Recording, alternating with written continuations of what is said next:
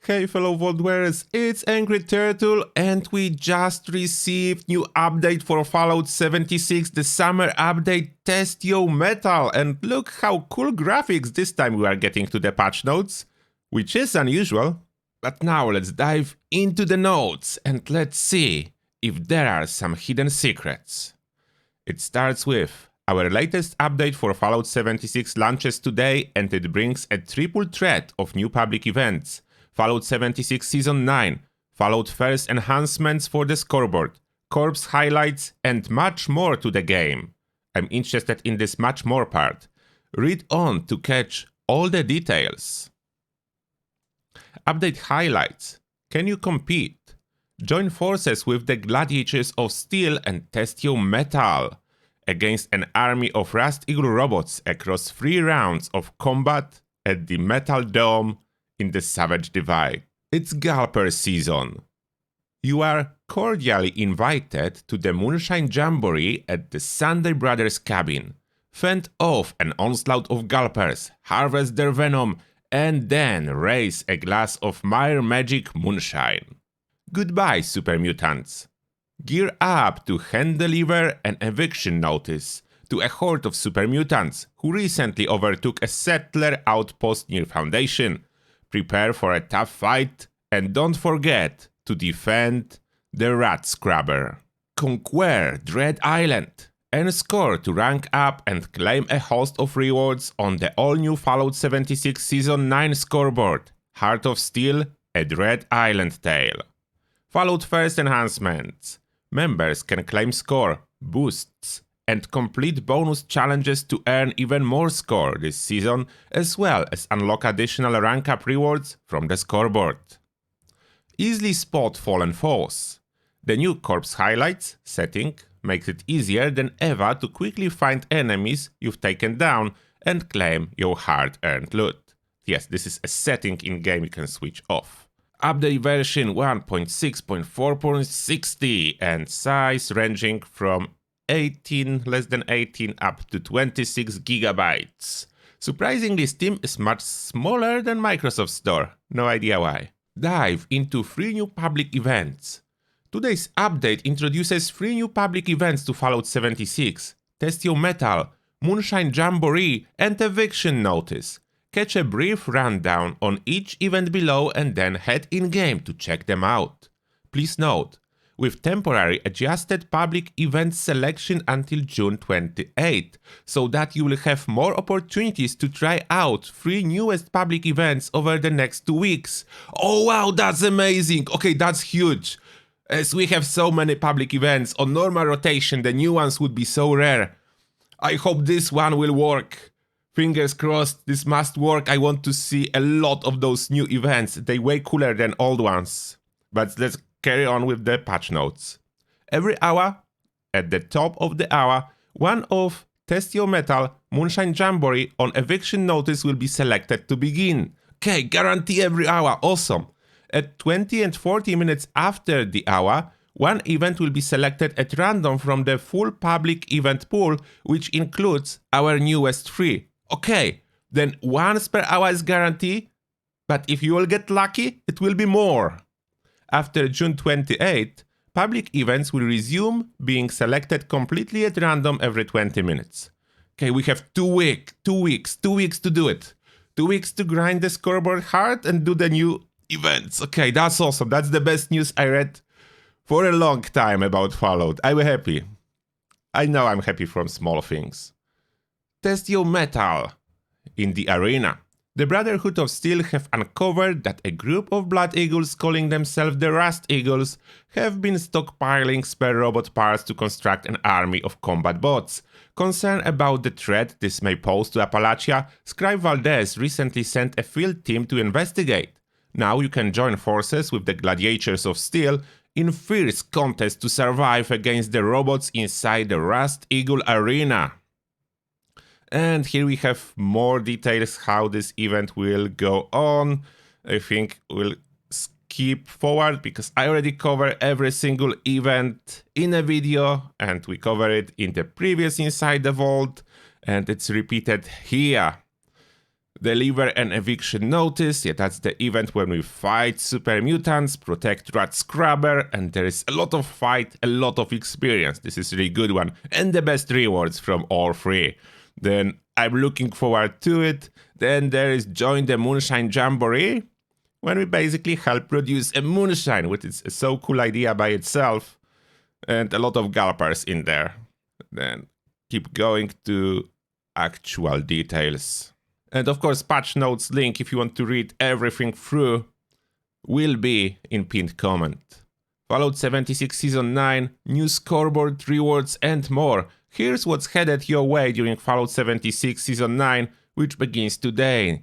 New scoreboard, we know that, and we know the team. We have the plays already on Bethesda channel that you can listen to. We already analyzed all those enhancements that was introduced in dev dive video that I covered. Then we know that there's 5-10% and another 10 up to 25% boost. It just explain everything again. Then we skip that just copy of everything. Fresh radio plays, that's a reminder. There's a link to seasons and articles that covered that before. We want new stuff. Spot fallen falls more easily with corpse highlighting. Yes, we know it is that. We're testing it for quite a while. Is silver and kind of goldish highlight in case of legendary enemies. You can switch on, switch off. That should help you loot them if they get lost somewhere. Then that's cool little setting. Additional changes and improvements. That's the important part. Critical hit bonus adjustments. That's huge. Critical hit damage bonuses are now all additive. If you are not aware, up to this point it was a mix of additive and multiplicative, and it was not indicated anywhere which one is which. And we've increased the bonuses from a wide variety of sources to help compensate for this change. Better criticals per card. Bonuses per card rank increased from 20, 30, 40 to 50, 75, 100 respectively. Standard receiver mods bonus increased from 68 to 100%. Auto receiver mods bonus increased from 36 to 50%. Overdrive bonus increased from 15% to 30%. Oh, about the receiver mods. You probably were not aware exactly how much they were increasing so far because game do not state it. Now they gave you numbers that you never saw before. Eagle Eyes mutation bonus increase from 25 to 60%. Eagle Eyes, when buffed by the Strange in Numbers per card, bonus increase from 32 to 75%. It was 32 before, like before it was 25, 32, now it's 60, 75 to be clear. Tesla Science Magazine number 8, bonus increase from 15 to 50%. Firecracker Berry Juice, bonus increase from 10 to 25%. And yes, you can boost it further with Herbivore Mutation. And Strange in Numbers, then you can get over 60%. Sweet Mute Fruit Tea, Mega Sloth Mushroom Soup, Blight Soup, Steep Thistle Tea, bonus increase from 20 to 50%. And as well can be boosted by Herbivore and Strange in Numbers going to over 100. All magazines affecting per weapon type critical, bonus increase from 30 to 100%. All those numbers are much higher, but keep in mind now all additive.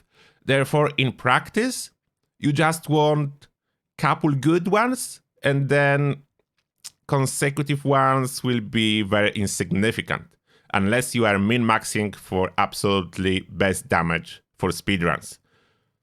I know those damage numbers do not tell you too much. I will show you later in the videos how this actually translates into the gameplay. Bug fixes, and here we are looking for hidden gems. Armor. Leather left arms with an equipped brawling mode no longer appear to clip through the left shoulder of male characters. Yeah, that's a little change. Good. I think I will only read the ones that have huge effect on the graphics or the gameplay. Not every single one, but you are free to pause and check every single one. Enemies. Crippled super mutants no longer launch into the air on death, which will be really helpful, as you don't need to chase them. That's actually quite good. Terminals corrected an animation issue when entering a terminal that could cause the player's view to become misaligned from the terminal screen. That was an annoying little bug. Camps and workshops fixes. Oh, did they rotate Scrapbox on the APC survival tent again? Was it again wrong way around? I see this patch note too often about rotating Scrapbox. Combat, those can be important. Stealth. Firing a silence weapon while in stealth no longer causes nearby enemies to instantly detect the player. Oh, that was not a problem. That was a problem on the PTS. I don't know what this note actually doing in here. Was there a problem with any silent weapons on the actual live game version that was not working correctly? I don't remember. Oh, that's huge! Fix an issue in which VATS critical hits were not guaranteed to strike the target. That was so annoying. That's fixed. Awesome. That's good. Fix an issue that could cause VATS to randomly close while firing at an enemy with clear line of sight. If this fix finally works, that will be amazing. VATS no longer randomly closes while targeting certain robotic enemies. Okay, that's another great fix. Firing explosive weapon in VATS no longer causes duplicate damage numbers to appear. Okay, interesting. I'm curious if it changes the actual damage or only display damage are fixed. Firing a missile launcher in VATS now correctly progress the critical hit meter. You would think it's small. It is huge. It is huge. Exiting a ward with the ProSnap Deluxe camera equipped no longer prevents the player from opening VATS after joining new ward. I wasn't aware about this one. VATS. Players can no longer target disarm mines using VATS. Okay, that's a new one. And back to this missile launcher and progress with the critical hit meter. If I'm not mistaken and they fix it exactly as on the test server it was, we will be able to correctly use criticals with explosive weapons, which is a huge boost to all the launchers in VATS. If it's actually working, we'll test as soon as possible. Enemies. Mr. Handy Gatsy type robots can now correctly cycle their weapons. Oh, that's so good. Let's see if they will do that. And Blood Eagles will be more aware of player presence. Cool. Events and quests. And here we have a lot of quest fixes that are not meaningful for most players as we completed those fixes, but it's good to have them for everyone who's starting the game now. Some custom words fixes, not the big one. And items, okay, items. Torn Armor's description now correctly indicates that it deals 250 damage. But does it indicate the damage doesn't stack? No. Oh, finally! The Shrouded mod for wood armor now correctly provides improved stealth in dark areas. I would expect just improved stealth everywhere if it works the same as Shadowed. Unless they fix it and it will be now in dark areas. We need to test it later. Some mods fixed to provide intended resistance. Oh, Arctic Marine can be finally painted with marine armor paints. Oh, backpacks, look at that. After over a year it's fixed. Fix a visual issue causing the high-capacity backpack mod to display astronomically huge damage resistance stats. It was just visual, by the way. Everyone was asking me about it wherever I was using high-capacity backpack. It's fixed, finally. Exploit. Address an exploit through which players could significantly increase the size of a weapon's magazine. Will it actually work this time? Fingers crossed. It is so annoying when people use it with Dragon. Another one, address an exploit through which it was possible to duplicate a set of power armor. I wasn't even aware of this one. Food and drinks, Pip-Boy item previews for alcoholic beverages now correctly display any special bonuses and penalties the player will receive after consuming them. Which is good, as some alcohols were showing nothing and that was annoying. Oh, buff for Excavator! Excavator power armor arms now correctly provide extra ore from mining when both left and right arms are equipped, which means you just need arms now. Before, this was only working with full Excavator set. Don't know how impactful it will be, but you can use just Excavator arms to get mining benefits. Oh, that's interesting. The lucky legendary weapon effect now correctly provides its 15% bonus to the critical hit meter's fill rate. It was providing bonus. What is actually fixed? Legendary weapons, the cursed prefix now properly appears in the names of cursed legendary weapons. Okay, this one is not explained. If anyone will be able to figure it out, let me know. Range weapons, the handmade rifle's tweaked receiver mode now correctly increases critical hit damage. If you were not aware, tweaked receiver was basically a powerful automatic receiver. It was just duplicated under this name, like there was no tweaked receiver in practice for handmade. Then now, there is. Oh, the flamer now takes condition damage at a lower rate. Durability boost for the flamer? Oh, that will be so huge. The most powerful weapon for bosses will not break instantly all the time. Awesome. Perk card fixes.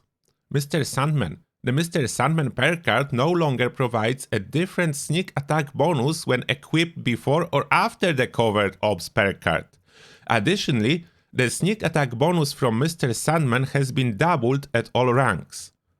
Okay, you no longer need to re-equip it, it just provides the bonus all the time, because they double what is on the card.